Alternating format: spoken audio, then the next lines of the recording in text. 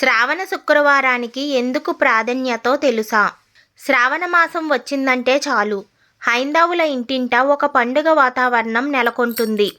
పూజల నోములతో ప్రతి ముత్తైదువ హడావిడి పడిపోతుంది. అందులో శ్రావణ శుక్రవారాల సంగతి ఇంకా చెప్పనక్కర్లేదు. ఇంతకీ శ్రావణ మాసంలో వచ్చే శుక్రవారానికి ఎందుకంత ప్రాధాన్యత అంటే, అసలు శుక్రవారం అంటేనే ప్రేమ, దాంపత్యం, అందం వంటి వాటికి చిహ్నము. ఎందుకంటే ఈ వారానికి అధిపతి అయిన శుక్రుడు ఆయా లక్షణాలను ప్రభావితం చేస్తాడని నమ్మకం.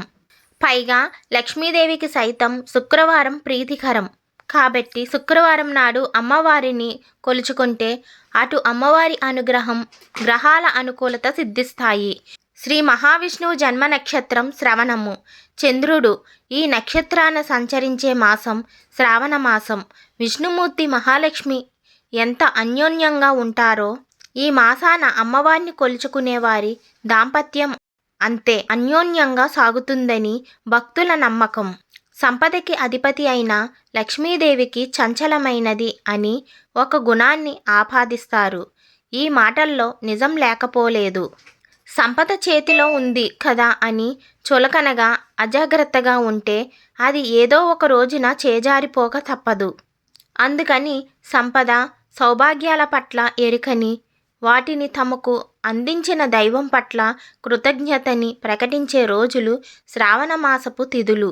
శ్రావణ మాసం అమ్మవారికి ఇష్టమైన నెల కాబట్టి ఈ మాసంలో పౌర్ణమికి ముందు వచ్చే శుక్రవారం నాడు వరలక్ష్మి పూజను చేసుకుంటారు.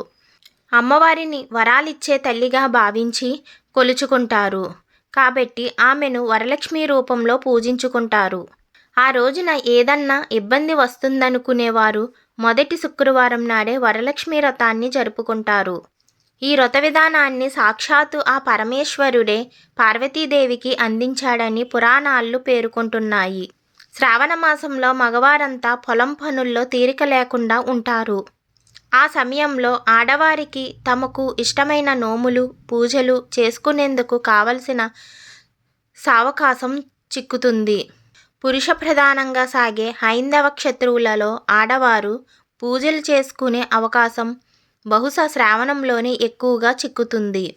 ఈ మాసంలో పసుపు రాసుకోవడం, పెసరపప్పుని తినడం, పూలతో పూజించడం, పండ్లను, శనగలను పంచిపెట్టడం వంటి ఆచారాలన్నీ వర్ష ఋతువుల్లో వచ్చే రకరకాల అనారోగ్యాలకు విరుగుడుగా పనిచేసేవని వైద్య నిపుణులు చెబుతున్నారు.